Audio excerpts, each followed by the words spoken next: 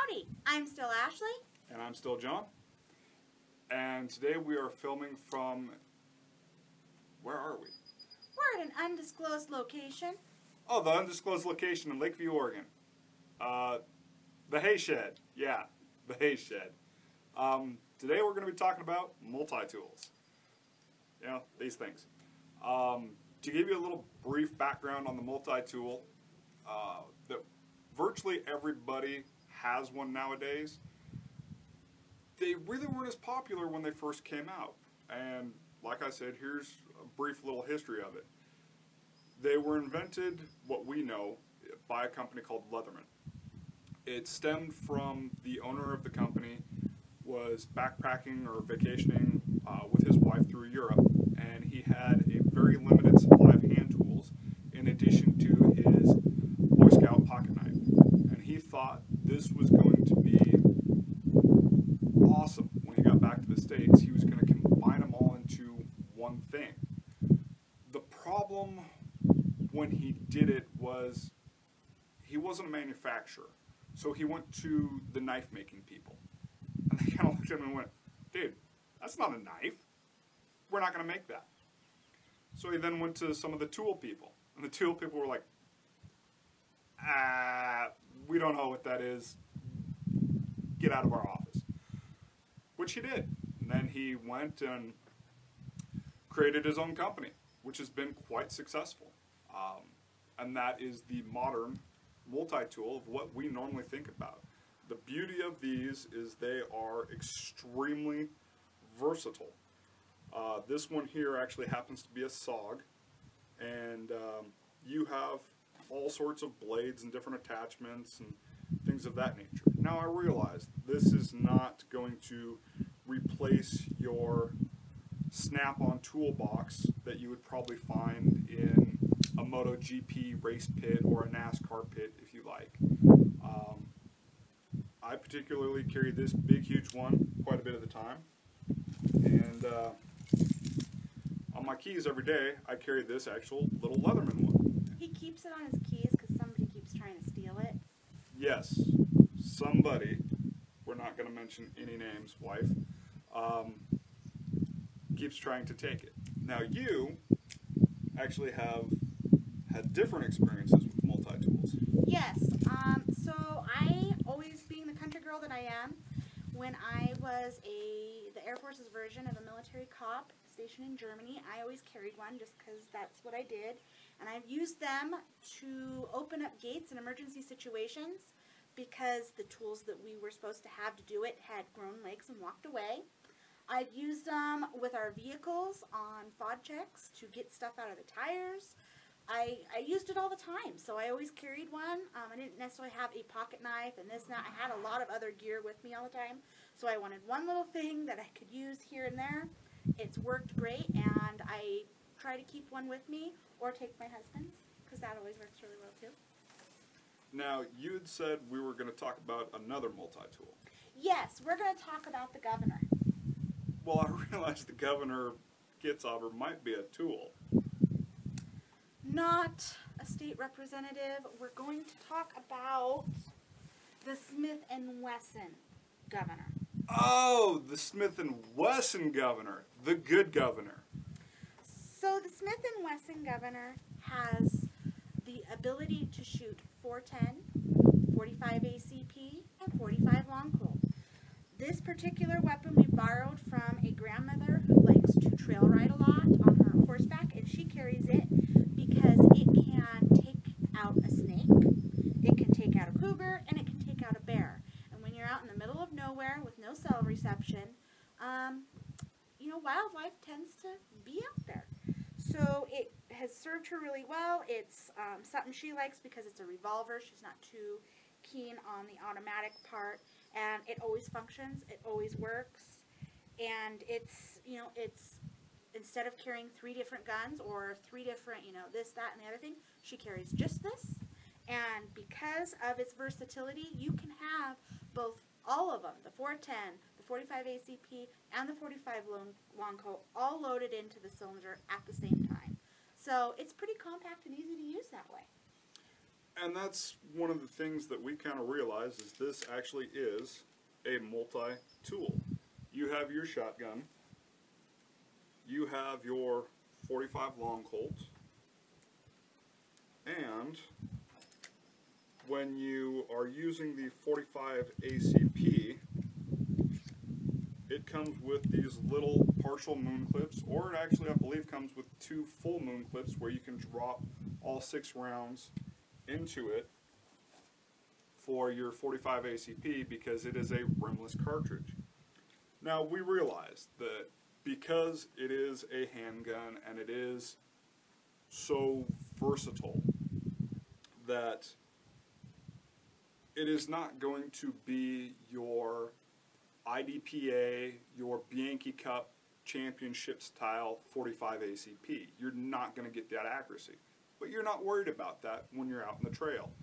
The grizzly bear or the black bear or your cougar that you're going to be shooting doesn't care that you can hit X's at 25 yards on a moving target. It really doesn't. We also realize that you're not going to use this for cowboy action, fast draw, or cowboy action shooting of any sort. So yeah, it's not going to be your Ruger Vaquero. It is not going to be smooth as butter and just the cat's meow when it comes to that. We also realize that, yeah, it does take a shotgun shell. Now, you're not going to, due to its capacity of 6 rounds and such a short barrel, it would not be legal to take with you upland bird hunting. But that's actually not what it's intended to do. That's not the thought behind it. And I think a lot of people look at the fact that it does not hit these pinnacles exceptionally well. But that's not what it was intended to do. Just like this multi-tool, you're probably not going to find, like I said, in a top pit crew's toolbox. You might, but it's not going to be their go-to tool all the time when they have countless hours to get the exact tool for the job in there. I think the governor does actually share some similar characteristics of a lot of people really don't know quite where to put it because it's not really a knife, it's not really a wrench. Well, it's definitely not a knife or a wrench, it's a handgun. It does shine quite nicely in doing versatility well. It doesn't do it exceptionally, but then again, you're not going to be competing with this thing. It's going to be something that you're going to put on your hip or put on your leg or in your saddlebag or wherever you're going to keep it, and it's going to get the job done good enough. And that's really where this thing shines. Yeah. So another thing we're going to do is we're going to do a quick close-up on this so that you can actually see the cylinder, the moon clips, and the different rounds loaded into that. So if you couldn't quite catch it on there, don't worry. You're going to see it here in a few seconds. And then I believe we're also going to do some shooting with it. Yes, of course we're going to shoot. So here what we're going to do is we're going to show you the different things, the moon clips, the different ammos, and how they load into the cylinders and whatnot. So John? So as you can see right here are the 45 ACP, and these ones here are a partial moon clip that keeps the rounds from actually falling through the cylinder. And that's that silver thing, right? That's the silver thing, yes. As you can see, one second. That is what it looks like outside of the gun. Then, as we move around the cylinder, these are the 410 shotgun shells, and these are the 45 long Colt. So, if you like, snakes and birds, big angry critters, two-legged angry critters. When we come back, we'll be doing some shooting. Howdy, Okay. and welcome back. So, we're going to be shooting the governor now, and what we're going to do is, I'm going to shoot around, then she's going to shoot around. The reason we're going to do that is so you can see, obviously, there's a height and frame difference between the two of us. You can see kind of how it's going to kick based on us, and, well, you can take that information and use it however you like. Also, just so you know, we're shooting down into a field. We've got about 110 acres that way with no people living down there. So we know that behind and beyond our target, if for some reason this bullet miraculously travels way farther than it normally would, it's not going to hurt anybody. Safety first. Speaking of safety, that's a coffee creamer snake. It's the most deadly snake on the planet. You can only kill them. Die!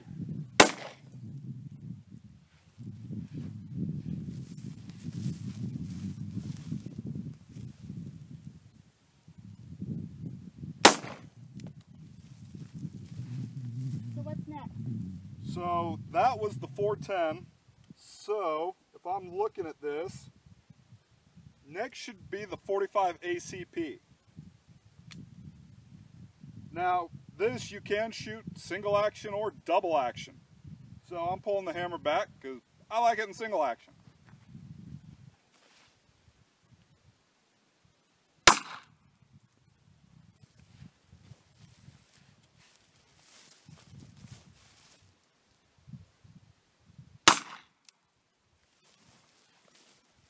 So next would be the 45 long Colt. Next should be the 45 long Colt. And I'm actually going to go ahead and do this in double action just for poops and giggles because more than likely a double action trigger pull is what you're really going to use in this thing.